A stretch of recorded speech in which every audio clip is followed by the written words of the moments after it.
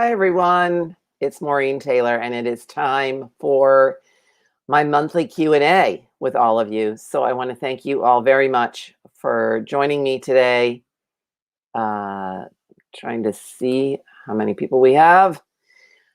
Social media has been really slow. I think that people are out and about. It's spring. A lot more people are vaccinated. People are going out and traveling and doing sort of their usual thing. But I hope that you are here and will join me for this Q&A. I have a lot to share with you today. I have several questions, and then I want to demo a little bit about my heritage special that's on this week. It is a 50% off their complete subscription. I'll put that right here just so I have it. Hopefully, yeah, here we go. So that is it's going to go in the chat in just a few minutes. If you have any questions, as you know, I'm here to answer them. If you didn't have time to send them or you didn't see my notice on Facebook or on Hey June, or if you didn't see my posts on YouTube, just, now you can ask them live. That's fine too. It doesn't matter. This broadcast becomes it will be a podcast at the end of May. So you'll get another chance to listen to it all. But I want to thank you very much for joining me. As I mentioned, I'm Maureen Taylor, the photo detective. So let's just jump into, some announcements.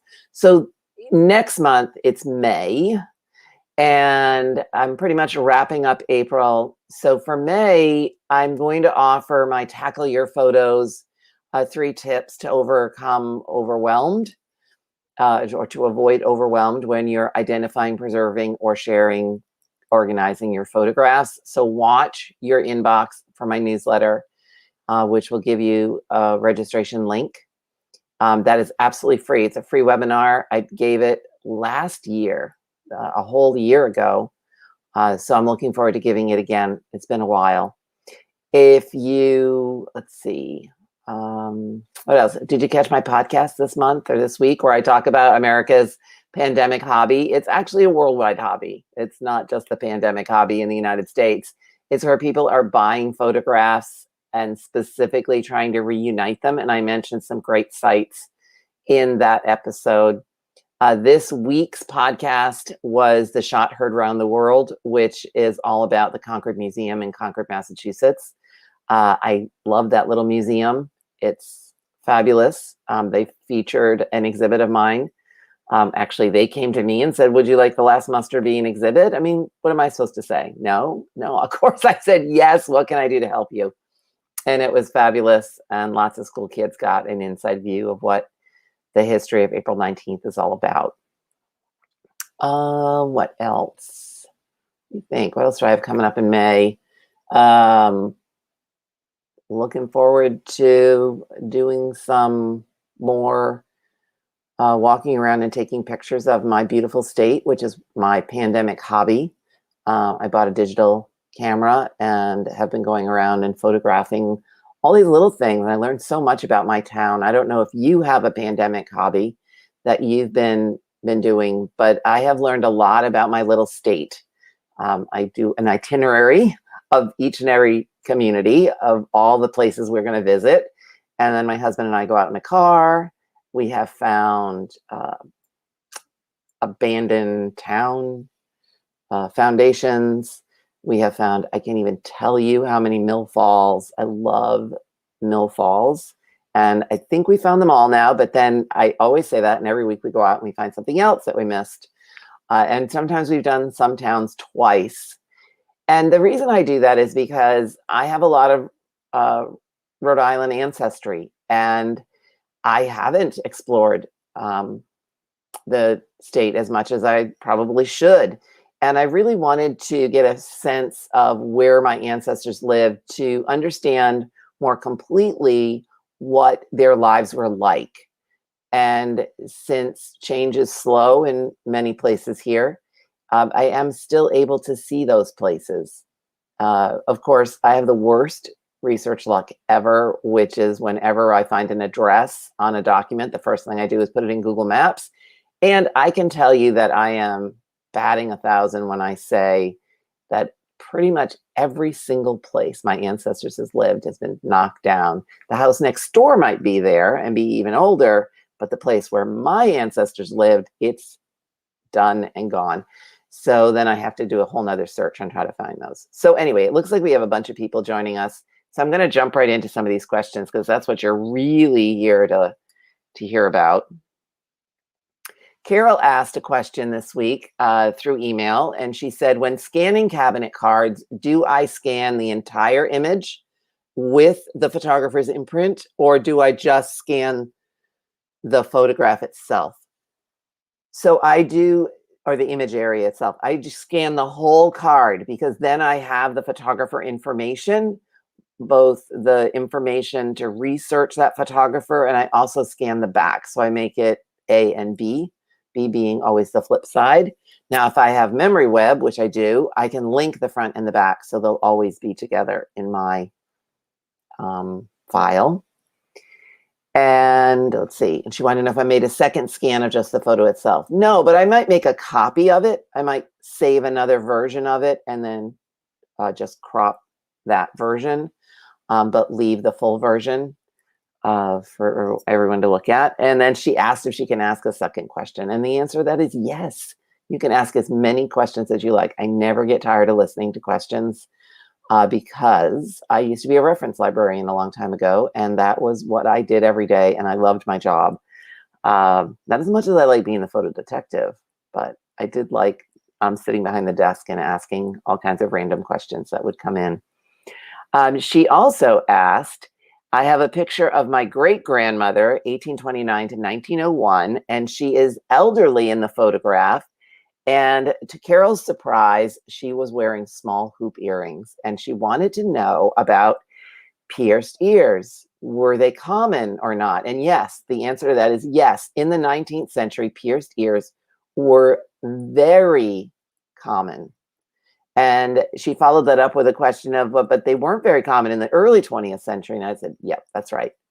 It's one of those fashions that sort of goes out of fashion and then comes back. So when, they came back in like the 1960s, maybe 1970s, everybody was piercing their ears. I remember my mom got her ears pierced because she always had those clip-on earrings. And so in the 19th century, it was very common for most women to have pierced ears. And you can often spot little earrings, and the different earring styles vary by decade. There were lots of different fashions. I know in the 1870s, for instance, we have this fabulous photograph of my husband's great-grandmother. And it's her wedding picture, it turns out. And in the picture, she's posed with all this big hair, but she also has these huge drop earrings, which my sister-in-law has, which are great. And they were pierced ears. But in the 20th century, that sort of falls out of favor because clip earrings really become quite popular. It depends, of course, on ethnicity as well, because pierced earrings remain popular in some areas of the world that just sort of wax and wane here in the United States. Brett has actually a question right here for me on the Facebook Live.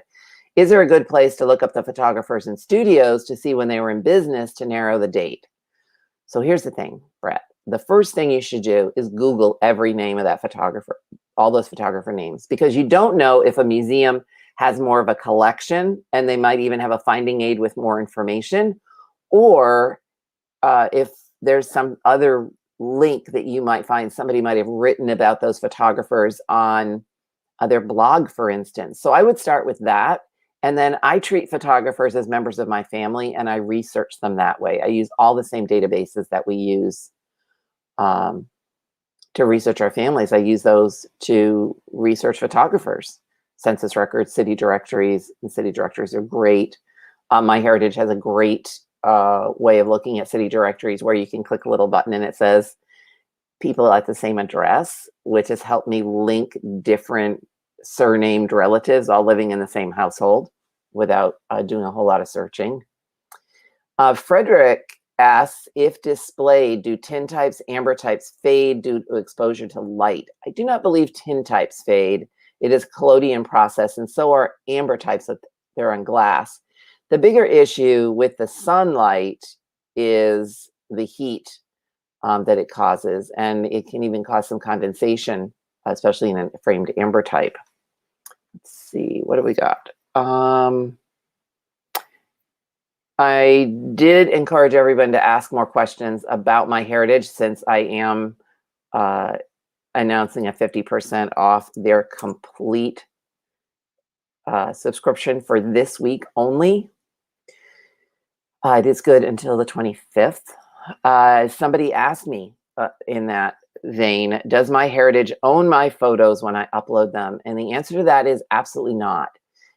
There's lots of scary copyright language in their terms and agreements, but they are your photographs. They are uploaded to your family tree. If you wanted to try all of those photo tools that they have, you can do that. And then you can just take those images down if you're not comfortable with it. But they do not own them. You own them. They're your photos. I did want to show you, I wanted to show you this deep nostalgia thing.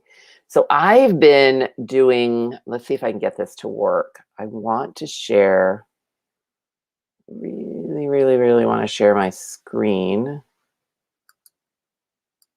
So give me a minute while I try to figure out how to do that. I haven't done that with this. Share screen. I want to share my Chrome tab.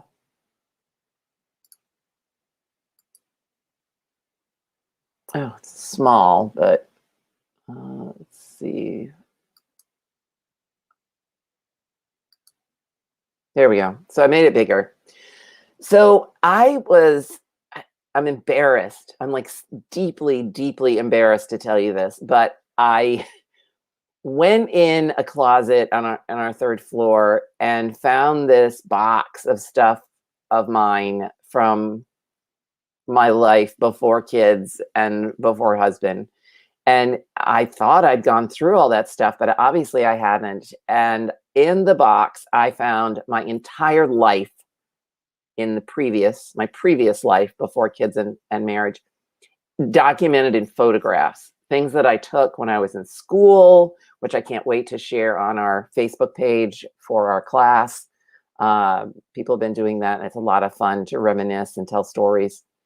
But then I pulled out this little envelope, and in the envelope were 4 photographs.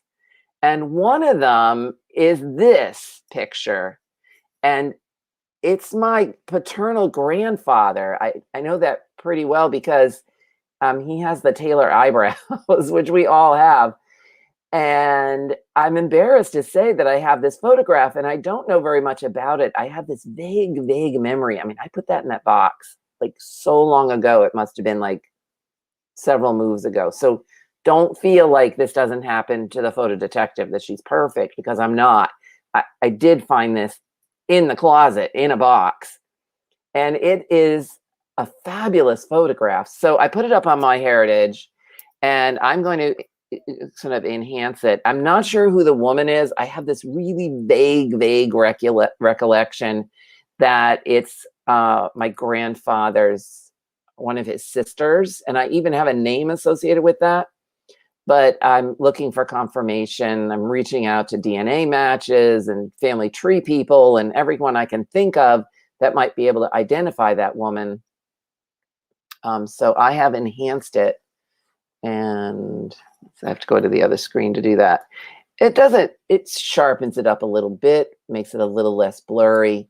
But then when you go to colorize that hat that he's wearing, so that hat is the kind of hat that a young man would wear if he were driving a car. And so I'm thinking that he was about to get in a car. So maybe I could find driver's licenses. So the plaid on that hat really pops out. But then I thought, let's try, hopefully you've all tried deep nostalgia. Has everybody tried deep nostalgia, which is the My Heritage thing? I have some other photo questions for you as well. So when you do deep nostalgia, it asks you which face you'd like to pick. So I'm going to pick his face just because it's a great face. And everyone wants to know how I feel about deep nostalgia. And I have to say that sometimes I find it really creepy and I'm not particularly thrilled with it. But in this case, I went in and it was at the top, animation number 5. So you used to just go on and do it and it had one animation, just one. Now you have 10 different animations and you have all these special animations. Now, some of them are just creepy. I'm not going to do some of them. I tried some of them like compassion and I was like, I don't know what that is. But I did, however, like the one where he's smiling because I never knew this man. He died way before I was born. And I had even forgotten that I had this picture. But somehow seeing him smile like this, I don't know, makes him more personal. So when you go on and do the deep nostalgia now, there's 10 general animations and then 1, 2, 3, 4, 8, 10 other special animations.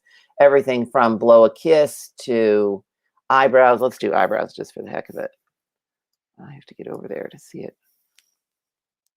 I'm not interested in having him dance, but some people are. It's fun. I mean, they had a million deep nostalgias on social media within, I don't know, a couple of days. So here he is. He's doing the eyebrows. I know, I find that creepy. But to each his own. I'm going back to smile. I like the smile. So try them all, and you will be able to try them all with a complete subscription. June loves the deep nostalgia. And then I'm going to stop sharing my screen. Actually, let me share. Here I am. I'm back. So let's get back to some photo questions. And actually, one more thing about MyHeritage and why it's great to have a complete one. You can search all the city directories. You can search lots of records. They have these family tree features. It's a fan chart where it's in color, and I just love it. It breaks down your tree, and each branch is a different color. I'm a color-oriented person, so it helps me organize my family tree. They have all these DNA tools, and they have some more stuff coming up that I can't really talk about. I've been sworn to secrecy, but they do have some more stuff coming up. One of my favorite non-photographic MyHeritage features is the consistency tracker. It happens to all of us. You type in a date, you type it in wrong, or you're not thinking about it, you attach a record, it seems like the right record. The consistency checker helps point out where you've gone wrong. So this 50% off sale is for new subscribers only, but it's a pretty good deal. How many of you that are watching this are actually MyHeritage subscribers? While I get to some more photo questions. We have one right here in the live. From Karen Cruz, my great-grandmother in a professional photo with her husband and oldest child has rings on her left middle finger. Was that common in 1910, or were the wedding rings too big and not sized, or a statement of the rocky marriage? Ooh, Karen, I would love to know what you think about that rocky marriage and why you think that's a clue. That's just really interesting. I see a lot of pictures of people wearing rings on other fingers other than the ring finger. They look like big rings, and I don't know if that was just the style or because it's different time periods, or if maybe they're wearing like their father's ring if he's deceased. Is it too big and not sized? Possibly, but there were jewelers. They could go and get it sized. But it is quite common to see rings on multiple fingers, not just the ring finger. Cocktail rings, they're not really cocktail rings. They're more fashion rings. You know, young women often wear, or for a while it was the style to wear multiple rings on, rings on just about every finger. I know my daughter had a ring on every finger. I was like, oh my goodness. But it was just a style thing. So that has not really been investigated yet. But I will tell you that I do see a lot of photographs from the 19th century, even early 20th century, where there are rings on fingers other than ring fingers. And I don't know. I'm not really sure. I think if you study that story a little bit more, I'm wondering if you know something about that couple and that you're thinking about that ring.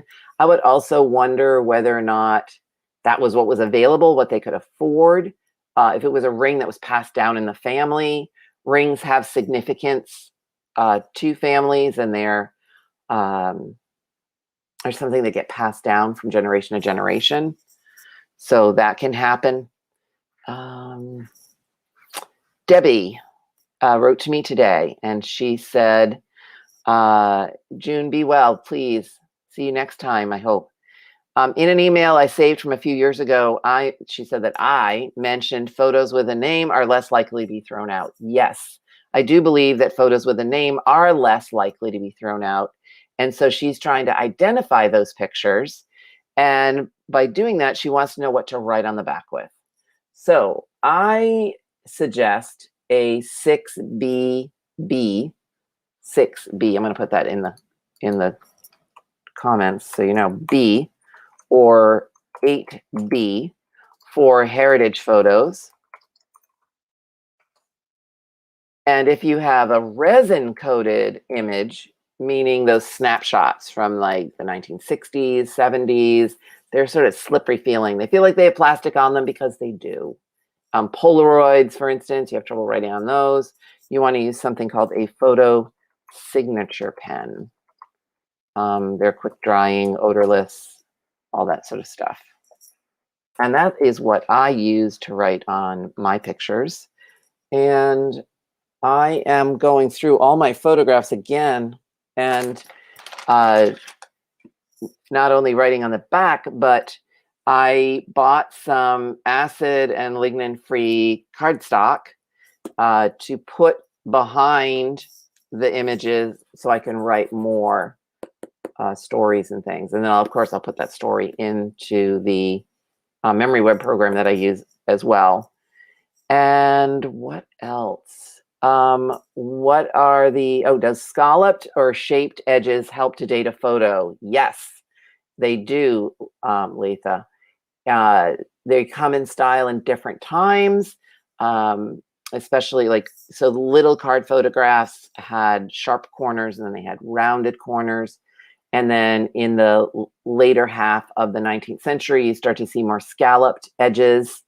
You start to see other little designs as well, the deckled edge.